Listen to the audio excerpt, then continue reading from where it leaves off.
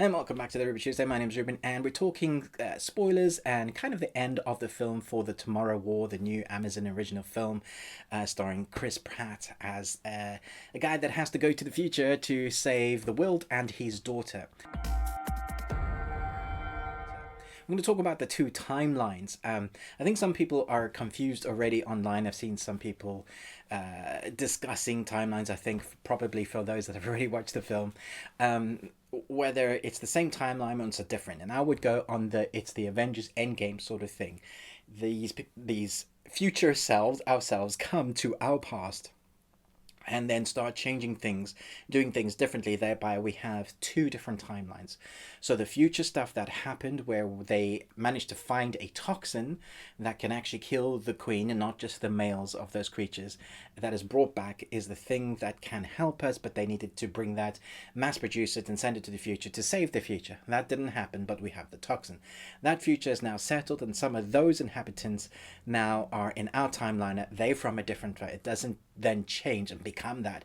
We just have two timelines, and I'm guessing that world is now different. So I'm guessing two different worlds or two different timelines.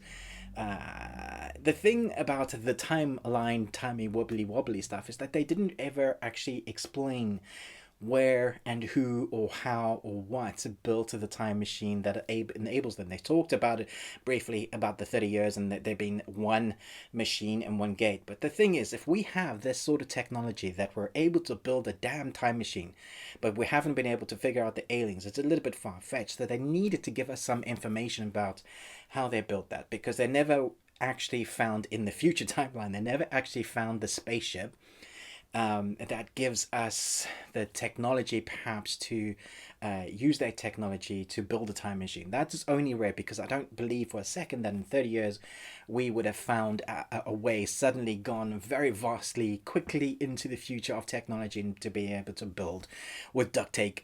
What did someone say? With string and duct tape was held together this one time machine. I was like, yeah, okay. So we're putting that aside. We're just, okay, somehow we've managed to build a time machine.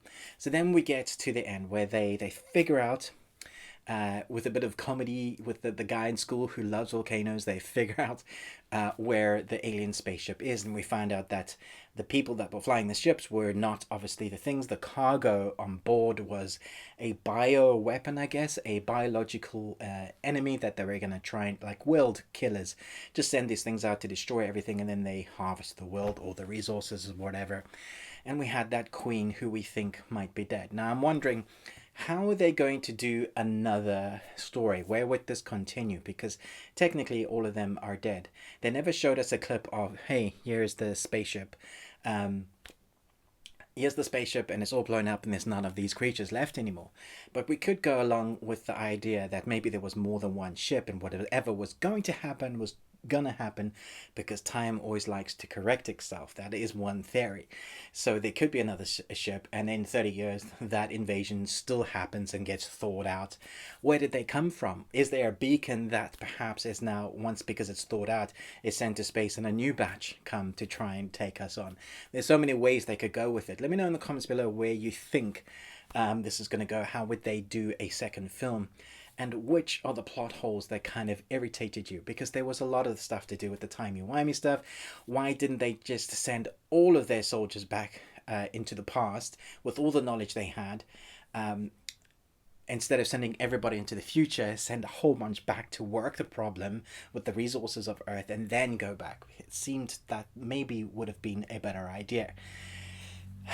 So, how would they do it? Let me know your favorite spoiler moments. I'm thinking that's what would have happened. I can't quite explain the time machine device. And the daughter idea was great, but there's some things, there's a whole 30-year gap that needs to be explained, I think. So chat to me in the comments below. Let me know what you thought about this film and its plot holes. Are there any more that I missed? I remember talking about some that I'm going to leave for the comments below. Because I want to see what everybody else thinks about it. Thanks so much for watching this, but most of all, until next time, remember, live long and Tuesday.